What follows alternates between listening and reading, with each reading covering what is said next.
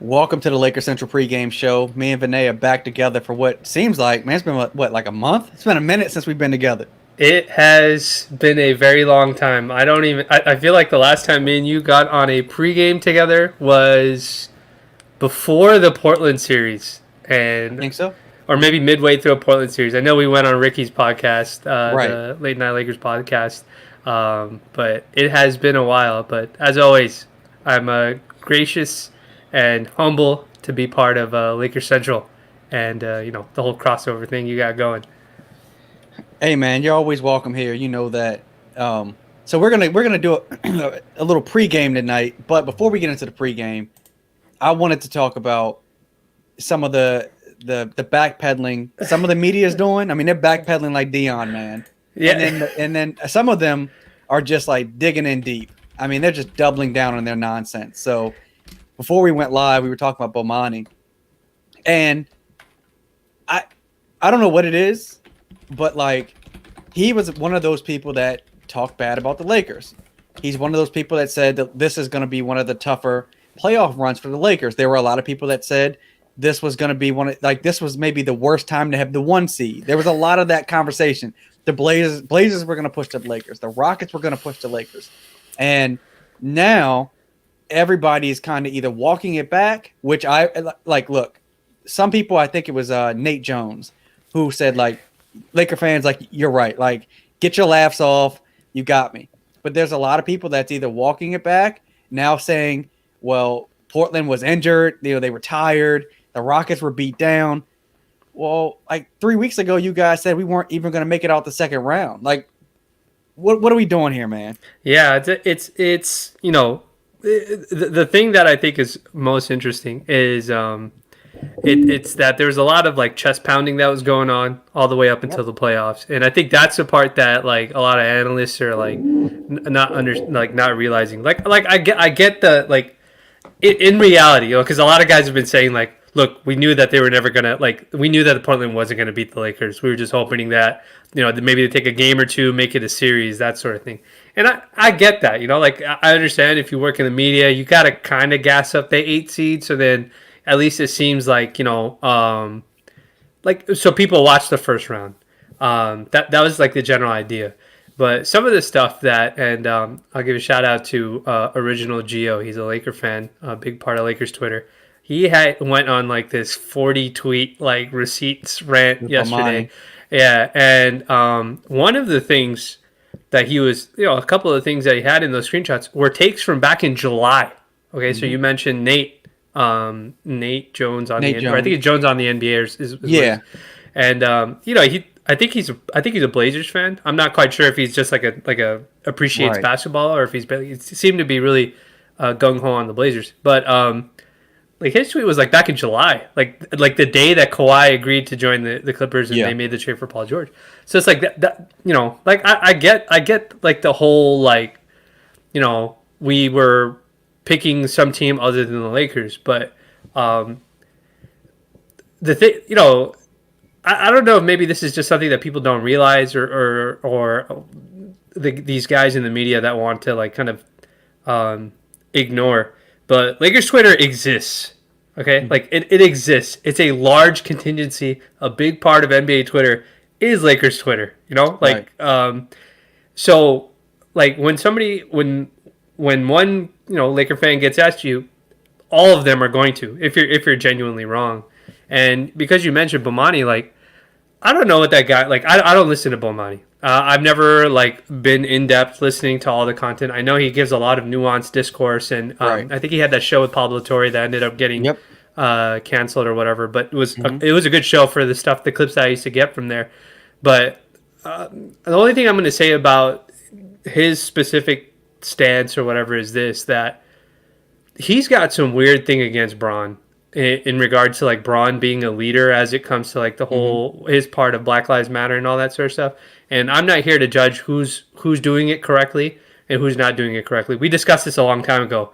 Whether you think doing protests in the street is the best method to getting invoking change, whether you think voting is invoking change, whether wearing T-shirts or going on TV, whatever it is, right? Whatever method that you think within your capacity is what helps make a movement go forward, that's on you. All right, like I can't knock somebody. At least they're doing something as opposed to Right. just sitting there tweeting. And like the general consensus, or like today, I actually just went up and down his timeline just to kind of see what's he been up to. And I'm just seeing stuff like so the other day Braun was wearing that T-shirt that says "Leader to Society," right? And then he had like those Laker themed shorts that said "Leader," and it's just like, and then you see like him retweet that, and it's just like you could tell that he doesn't like Braun's style, like of being a leader or being a person or his methodology. And I think Bomani's had parents who were part of like the civil rights movement back in the day. That's been mentioned here, but it's just like that's a separate issue from basketball. Like Right. we're talking about basketball, and like the reason why there was a big back and forth today was because I mean, he said something that had nothing to do with basketball, right? He said, well, Anthony Davis is going to have to go through a heart check if he's being defended by PJ Tucker. Ridiculous. And it's just like, all right, like, what are we doing? What are we doing here? Like, even in the game one loss, Davis had like a double-double. He was like 24 and 10 or something. And I just want to make one thing clear for the folks that are watching this. Just because Anthony Davis doesn't go and take layups at the rim and takes mid-range shots, it's not a bad thing if he's making 60% of those shots. Which is That's the crazy part. Like Davis was like all season, all we've heard about is how Kawhi is like the best mid range shooter in the league, and Anthony Davis was like it is practically the best mid range shooter in the playoffs. But for some reason, we gotta talk to him about like him not being tough enough, and that's where like it's like, all right, do you really like? Is this about basketball now, or is this about something else? And I think a lot of folks. I think a lot of folks who were like anti-Lakers or anti-Braun or anti-whatever it was, they were joking around at first, but then once they thought like the Clippers really had a chance to beat the Lakers or like the Houston really looked like they could knock off the Lakers, they got a little too bold with it, and then they went from just predictions to just kind of, like I said, thumping their chests, and then they all got bounced. And now we're here, so that's how the game goes, right? If you got two teams and we're all bantering back and forth, the team that comes out on top is the one that gets to make fun of the other team, right? That's how the game goes. But it's then you see all these guys just start like making blanket statements about Laker fans and making blanket statements and stuff like that. It's just like, this is corny. Like, you got 500,000 followers and you're butthurt because you were wrong. Like, just say that's the stuff that's crazy. And it's just a weird direction I think basketball discourse is going in. And I said very straightforward. If you can't put your bias aside when it comes to like a guy like LeBron's personality or whatever, like if everything you have to say about him has to do with his personality, then just stay out of the basketball conversation. Like, dude, go ahead. You can psychoanalyze him. Go ahead. I'm not saying don't do that, but like, don't make it a basketball thing, because it's not a basketball thing anymore. And so that's my beef with just kind of that whole process. See, here's the thing, man. Like, when Bomani got in that back and forth, it was like, look, you made the comment about PJ Tucker and AD, not having heart or whatever. Lakers completely dominated that series. Yeah. Own up to the comment. You know what? AD played phenomenal. Cool. Own up to it. But rather than that, you get in this back and forth, right? Now you're a nationally known media personality. Yeah. You decide to get into it with a Laker fan. And then at the end of that, you say, oh, well, Lakers fans aren't used to winning. I get it. Like, wait. I'm 39 years old, okay? Not only am I old enough to remember Showtime, I was in my teen years when Shaq and Kobe were running the NBA. So, like, and our last championship was a decade ago. Not 60 years ago, not 70 years ago. So that backhanded conversation at the end of that back and forth told me, oh, this guy, like, this is lame. Like, yeah, that was lame. And look, I'm not a big fan of people. Don't have to like LeBron. They don't have to like other players. Like, whatever, man. But like, none of these media personalities are psychologists, psychiatrists, doctors. Right. They don't know jack shit about any of these players. Like it's been a minute, man. Let me get this off my chest. Yeah, no, go ahead, bro. This is your show, man. Look, man. Go ahead. GD. Look, I'm only telling you this. For whoever's is watching, the only reason I'm not tweeting more about this situation is because Jeannie follows. This is a humble brag for myself, but Jeannie follows me, and I don't want her to unfollow me if I'm arguing with people back and forth. So I'm just gonna keep it PG, okay? Like that's my stance when it comes to this thing. But go ahead, man. Go ahead. But like, you know, you come from a two-parent household. Your parents, may have been involved with the civil rights movement. Like, newsflash, there's no right way to go about the civil rights movement Right. or social justice, right? Like, Right. and that doesn't give you the right to then criticize another black man's right to leadership style. And you've heard me talk about Stephen A. Smith and some of the backhanded comments that he's made about athletes and like Kyrie and all this stuff. Like, keep it to basketball. And when you make a basketball comment and you're wrong, just own up to it and then move on to the next. Like, he made it worse by going back and forth. Like that. That's what made it a thing, right? Like, all of that is annoying to me. And in the beginning of the season or the preseason, the Clippers, they got Kawhi, right? And then they got Paul George, like all in the same night. And it felt like, all right, cool. Paul George 2 years before had turned his back on us. Kawhi doing the same thing. The team across the hall got them. Great. But then it was the sense of all these writers were picking the Clippers over the Lakers. And not just the Clippers. The Rockets. Houston, Philly, right? Like, basically anybody and everybody but the Lakers. Yep. And I've always said this. The media was being dishonest. If you have LeBron James and one other superstar, the chances of getting to the NBA Finals is damn high. Yeah. They're at least a 50-win team, right? There were people saying this wasn't a 50-win team. Yeah. I mean, like, so all the takes were ridiculous. And then you get to this point, you get to the bubble, and Dame is playing out of his mind. The Lakers better watch out. Dame is going to kill him. Okay, we beat the Blazers. You get to the Rockets. They've got two guards that basically we can't guard. We really can't. We had no answer for those two guards. But all of a sudden, we're throwing AD on Westbrook, and and we're dominating them. Harden looks average. He played well statistically, but he didn't look like James. Like he didn't go nuclear. I mean, right? they were playing from behind so much. It's just like this was not the Rockets offense that they thought was going to be here. But all the talk was, watch out for Houston, right? Their small ball lineup's going to play the Lakers bigs off the court, including AD. But that didn't happen. And then you get to this, and then you get here, right? And it's like, Denver is a really good team, and I have a lot of respect for Denver. But the national, local, all the bloggers, like, they were picking everybody but the Lakers. And none of that made sense when you've got a healthy LeBron James and a motivated Anthony Davis. Like, the other three starters could be me, you, and Ricky, and that team was still going to be, like, a 50-win team, man. Like, it just wasn't – they weren't being honest. And now that Laker fans are, like, rubbing it in everybody's face, now a lot of these guys are, like, butthurt. Yeah, I mean, they brought it on themselves. Yeah, but butthurt is probably it's probably, I guess, the best way to describe it. But I've got a couple other ways. Yeah, but but it's like I think you're right. Like there's this thing that's happened, right? Like, so for us, so like our generation growing up, right? Like, it was always team based fandom, right? It's Lakers versus Celtics, Lakers versus Kings, Blazers, whoever you repped.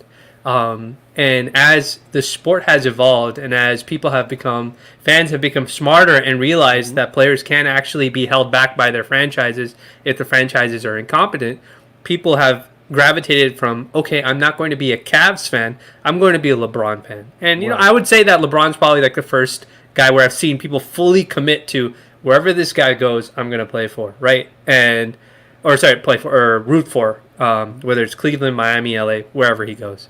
So I understand that. Sometimes players have to leave where they're at in order to be successful. We're seeing that same conversation with Anthony Davis. We see the same conversation now happening with Giannis, right?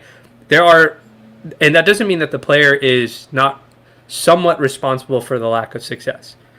So I understand the evolution, or like the it's not an evolution, but just like this little tangent of rooting for, instead of rooting for a team, you root for a player to be successful. But the difference is that when there's two teams rooting for each other, it's Lakers versus Celtics, Lakers versus Heat, Lakers versus Clippers. It's organization. It's easy to attack, like go after it. But as a result of people like rooting for just LeBron or rooting for just Durant or rooting for just Kyrie, there's like this new Skip Bayless generation that's grown up that they actually have commitment to nothing, right? They don't have a commitment to any team. And literally what they exist to do, and I think I see this on Twitter more than anywhere else, they'll pose as Jordan fans, they'll pose as Steph Curry fans, they'll pose as Kevin Durant fans, they'll pose as Celtics fans, Clipper fans, Rockets fans, Harden fans. They'll put on any jersey that's required if it means that they can root against that one other guy. Right. And my thing is that my concern is that not concern, but my like the thing that's really disappointing for me, being a fan for so many years and seeing this kind of happen, is that these ESPN guys are starting to take that angle. As much as we say that we hate Skip Bayless and we hate what he stands for and the way that he goes about doing his stuff, more and more people are adopting that kind of like mentality or perspective when it comes to watching basketball. And I think the thing that worries me the most, like just like as a basketball guy who likes watching the game, is that people now, they're not even watching to like, what are these small things that this guy can do to help his team win, right? Like, or what can he do this, or what can he do that? People are just watching because they want to see somebody fail. Mm-hmm. And that's the part that's really crazy. So it's just like, for guys like Bomani, for all guys who basically have NBA in their names and are aspiring writers or are currently working in the media, like, what are you watching this game for? Are you watching this game because you love analyzing it, because you love rooting for your team? Like, okay, I'm a Laker fan, right? But I could still say Jokic is an incredible passer, and we can't like let him get loose on 4-on-3s and stuff like that. Like, I can say that and still say I think the Lakers can beat him, or the Lakers got the bodies to beat him, right? Like, that's not dissing one guy or anything like that. But the conversations aren't like that anymore. Like, everybody on Twitter, all these guys want to be like, they want to be edgy and just, saying random stuff. And, like you said, that was my monologue about it, but like, now all you're seeing is that's what people go for. And then the crazy part is, like, the Lakers haven't even been in the playoffs for 6 years, right? Mm-hmm. But they're treating us like we just won back-to-back championships, right? And that's the crazy part. It's like, you would think, in all honesty, I feel like this year has been even if there wasn't a pandemic, this year was a great year for really anybody has a chance of winning the championship. I felt like there's a lot of parity in the league with the way, even in the Western Conference and the Eastern Conference, and we're seeing that, right? The Heat are in the conference semifinals, the Celtics are in the conference, the Sixers were knocked out, the Bucks were knocked out. There's been a lot of competitive teams, but still, like, nobody's talking about that. Nobody's doing that. All they're talking about is these guys. Here are the 10 reasons this one team or this one guy isn't going to win. And it's a double-edged sword. People spent so much time talking about how great LeBron is. It just gave birth to like this whole contrarian subsection of NBA Twitter where they're just like against LeBron. And my thing is just like, when you see guys like that, you just like, you have to. My thing is, I just block them or I mute them on the timeline personally, because I feel like it takes away from enjoying the game in general. You know what I mean? Like, if the Lakers don't, I think the Lakers are going to win the championship. You think the same. But if they don't, I'll probably still watch some of the finals just to see like how close the matchups end up being, because I still like watching basketball. Right. And I don't know, man. Like, yesterday that MMA guy was like mentioning LeBron's name. It's like, now it's just becoming like this thing. Like, you just say his name for attention. Like, and I don't know. Maybe these guys are falling out of relevance, and so that's why they keep picking on LeBron. But I mean, what do you like? For me, I get it. Kobe was scrutinized like this his entire career. They used to call him a diva all the time, right? Mm-hmm. And it was his fault that Shaq left, and it was his fault that like the Lakers couldn't recoup enough assets, but he persevered through it, right? He turned the screws on the Lakers franchise and said, "Get me somebody to win," and did it. Yep. So this is kind of the territory that it did. But I hope like basketball can move in a direction where fans could just be fans of your team, or be fans of the player or whatever team he's on, and like, that's it. The psychoanalysis stuff has, like, it's got to stop, bro. Like, I've never heard so many people throw the word narcissist and he's passive aggressive. Like I don't care. I really don't care. What's he doing on the court, man? Like that's what I want to see. So, I mean, dude, we're at a point where trolling can get you paid. It gets you attention. It gets you followers. The national guys know that.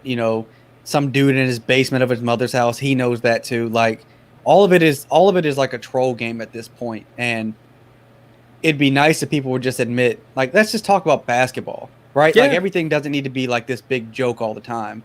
But if it wasn't for Lakers Twitter, I don't think NBA Twitter would exist. Like, Lakers Twitter is such a huge part, and there's a lot of people that benefit, from Lakers Twitter, yet they criticize Lakers fans. And so, well, let's talk about the real game, man.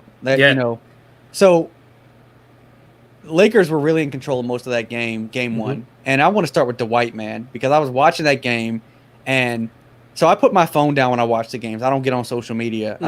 I focus in. And I was watching him play, and I'm like, he reminded me so much of like Orlando Dwight. Like, that's perfect. Yeah, like the joy of the game, him getting up and down the court. And I know he doesn't have all of his athleticism anymore, but he caught a couple lobs. But what was really on display was his mental, like his IQ, the IQ of the game. He clearly got under Jokic's skin like really, really quick. He's a big, strong guy. So like Jokic, even though he's kind of big, he can't muscle Dwight around. Yep. Dwight was phenomenal, man. And like the way he left, the way he came to and left LA the first go round, his back and forth with Kobe, and then fortunately him and Kobe kind of making up for Kobe passed. For Dwight to come back and to have not played in that Rocket series, I think he played 3 minutes in that entire series. Yeah, I think the very first game. Or he may not have even played at all, but very, very small minutes, Like, for him to be ready game one of the Western Conference Finals against one of the best big men in the NBA, and to come out energized like that, like, remember people saying we should have got Joakim Noah? Yeah, I mean, I was just like, all right, between Dwight and Joakim, like, even I was just like, maybe we should go for Joakim, because I don't know where Dwight's head is at, like, as a person. Like, it seems like he's, like, all over the place. So maybe if Joakim's in good shape, but then I guess eventually they found out later that Joakim's health was actually not good. Right. Like, his back was actually much worse than people realized, and so they went with Dwight. But I'm happy to be wrong about that, because Dwight's been sensational. Like, and he's been. I agree with you. He's been sensational in game. He was sensational in game one, but also just his demeanor as a teammate, as a player. Yeah. And one of the things that I think Dwight struggled with, even in the Portland series a little bit to some degree, was that he knows he's a big guy, and the refs still, for some reason, like, don't give him the respect as a big guy. They call him for a lot of stuff.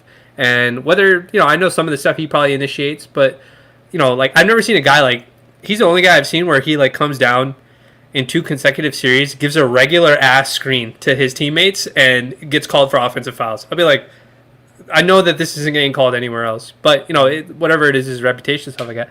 But there is something to be said that I didn't expect him to get out of line when it came to that Rocket series and him not getting any minutes. It was clearly a matchup thing. It had nothing to do with his abilities.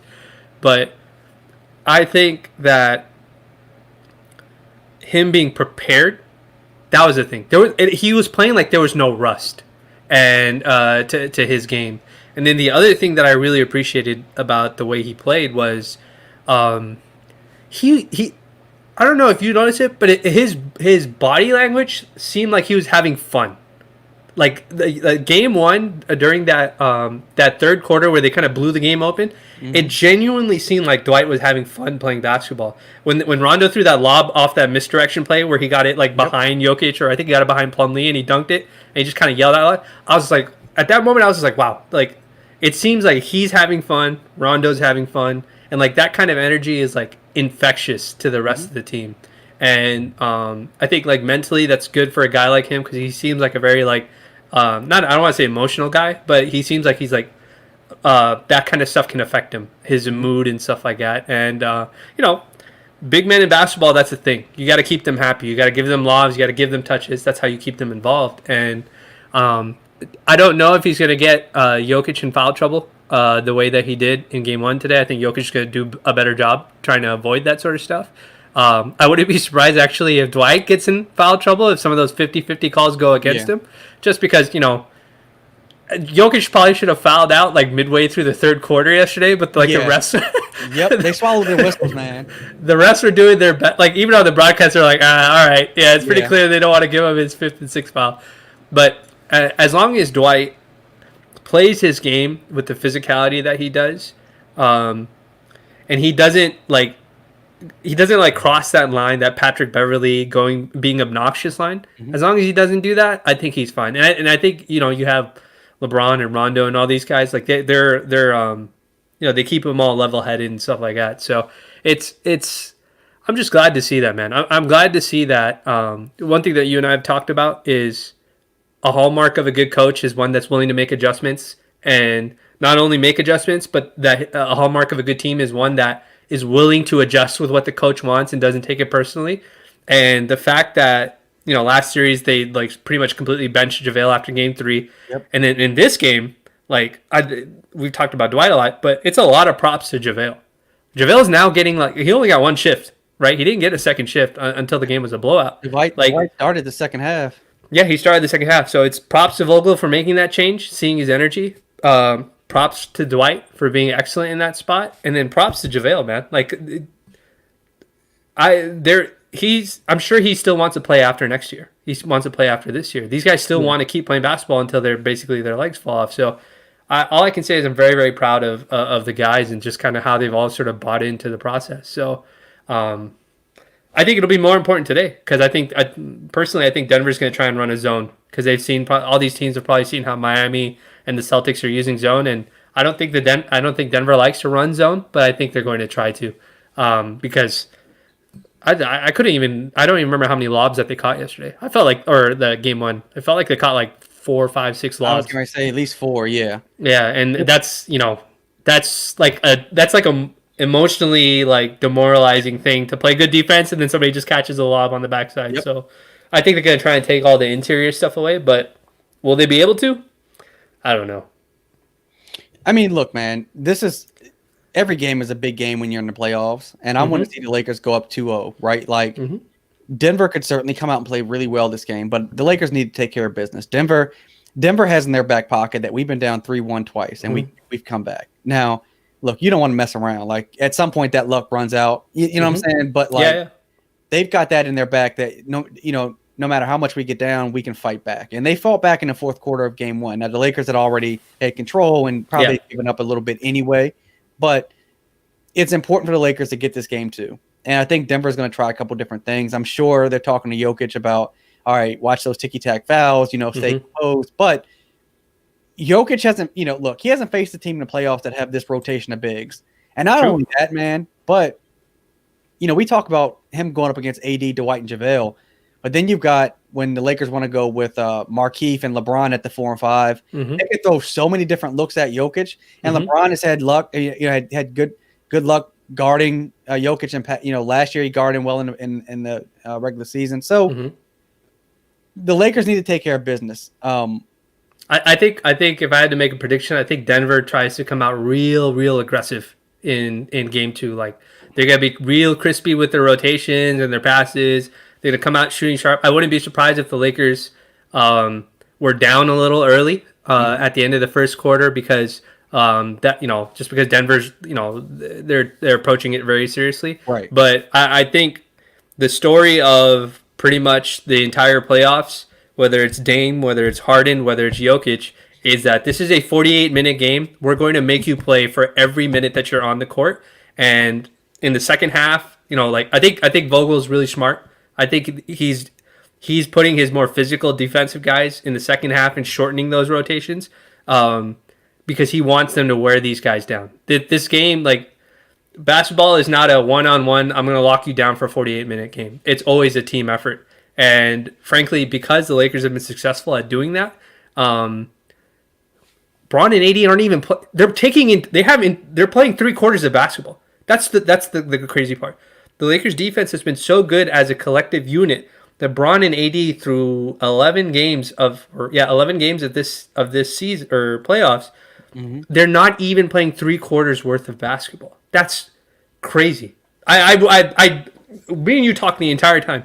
They're gonna play 40 minutes. They're gonna play 40 minutes. They're gonna play 40 minutes. They're gonna play 40 minutes. And they're playing less than they did in the regular season. That's the insane part. So it's not like you can bank that time for later, but it's good because they're keeping their legs fresh for when they really, really need it. I mean, credit to the bench, man. Like, look, Yeah. let me say this because I haven't been on one of these pre-games in a minute. Yeah. Credit to Rondo, man. Yeah, Like, he's flipped it. I was flipped the whole nervous thing. when he came back and Vogel put him right in like the first guard off the bench, but Yeah. the dude is playing well. Like, Yeah. his chemistry with AD is showed in game one. Yep. Like, he's playing well, man. Yeah. I have nothing. I have nothing bad to say about Rondo. Playoff Rondo is a real thing. I didn't believe it. I didn't have any reason to believe it through the 2 years that I watched him, but I'm a believer in playoff Rondo.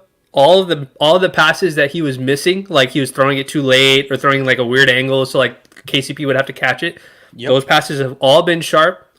All of the passes that he's making to AD in the post have been super sharp, even the lobs and stuff like that. And the thing that probably makes me the happiest is all of those contested layups that were not really contested, but like because he could make them, but that he was smoking in the regular season, he's making them now. So when they leave you open, take a shot with confidence so your teammates don't think that you're afraid to shoot, and just make the simple, correct reads. He's not trying to do too much crazy stuff. It seems like he's been really, really good, just kind of giving the ball up quickly, making the right play and stuff like that. So he's been sensational, and I would say Kuzma has also been like amazing. Like you didn't hear his name get called too much, and he was just running back in transition, scoring early on guys. Every time Denver would score, Kuzma would immediately answer with a score on his own. So it's just like whatever momentum they had just like disappeared immediately. So that bench has been amazing. The Lakers bench has been. I put the numbers out like during the regular season. I want to say that they were like their net rating was like at a minus, and when it was just AD on the floor. And now the AD minutes without LeBron are better than LeBron minutes without AD.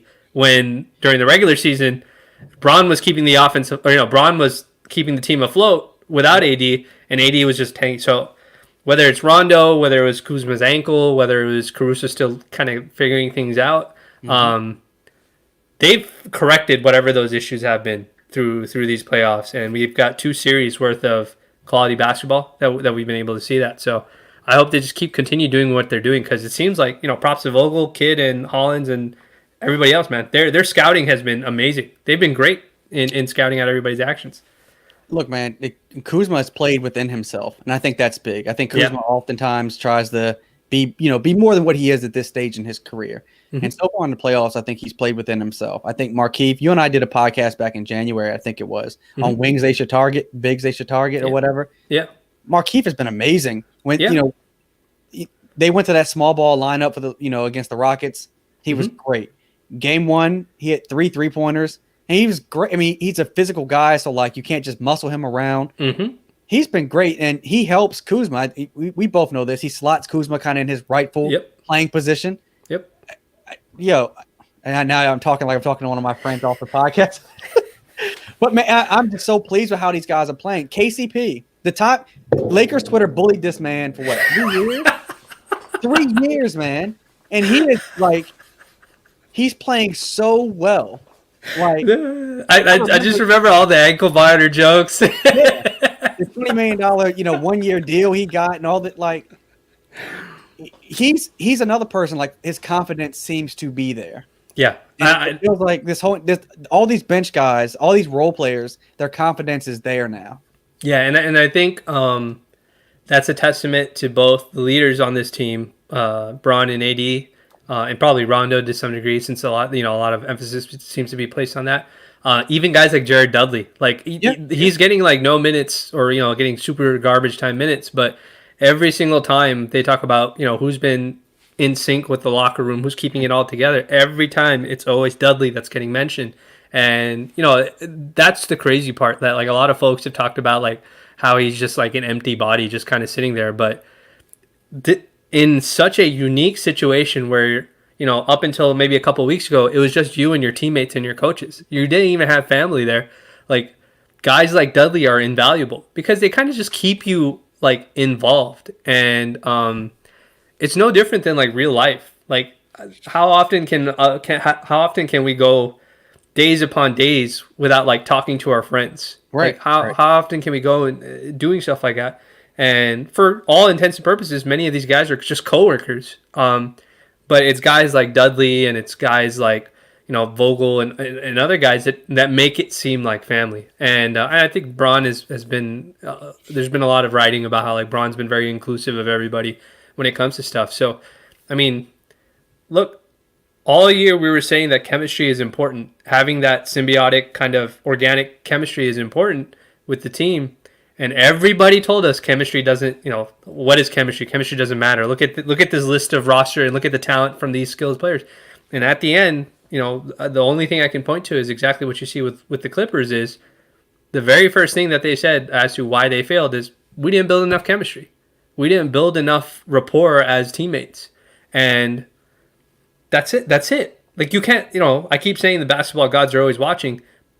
And I say that because I'm a superstitious fan. But a part of me has played basketball and knows the importance of like liking who you play with, being friends with who you play with, taking interest in the things that your friends take interest in. You know what I mean? Like they posted that video of celebrating Markeith's birthday and stuff like that, right? Like, like you just do stupid stuff together. You do fun stuff together. And that's the stuff that matters. And, I feel like Lakers Twitter, there's obviously a subsection of Lakers Twitter that's like the Braun folks and stuff like that. And I feel like we've banded together over this collective hate that the franchise and LeBron has had, and that's brought us closer to some degree, And but that's just how it works. That's been like the theme of the season. Like we're in this together, and you gotta do it together. So I'm hoping that they pull off another win now. I think we'll get a good shot from the Nuggets. They'll come out much sharper. I think they'll run that zone defense and try to stop the Lakers from getting points in the paint because that seems to be, that's where you got to hurt them the most. But the Lakers are also wearing those Mamba jerseys. And when they wear the Mamba jerseys, it's usually problems for the other team. So knock on wood, I'm hoping that streak stays alive. And I'm just looking forward to good basketball, man. We're almost there. We need 7 more wins, and we can hang up number 17. And then nobody can tell us that we aren't one of the winning, or I guess we're tied for the most winningest franchise. But that's what we want, man. We don't care about are you better because you get double teamed and the other guy doesn't. We don't care about any of that. Like we don't. There's a lot of talk about the MVP stuff. The last couple of days about Braun not getting MVP. Like, who cares, man? Like, I know Braun wants a chip. AD needs that chip so he can move up into the upper ranks echelon of greatest forwards of all time sort of thing. And that's all the Laker fans want. We just want to get a win, and we want this team to do it in, like, a Laker fashion. I agree, man. It's well said. So we'll close out on that, and we're going to get to this game, and then me and Vinay are going to jump back on for a post-game. So... Hopefully we'll be celebrating a Laker win. Hopefully another Mamba jersey win. So everybody, do your rosaries and prayers and whatever superstition things that you have to do. I'm gonna go do mine in the next 10 minutes, and I'm gonna go get ready for the game. I'm excited. Sounds good, man. You said it well.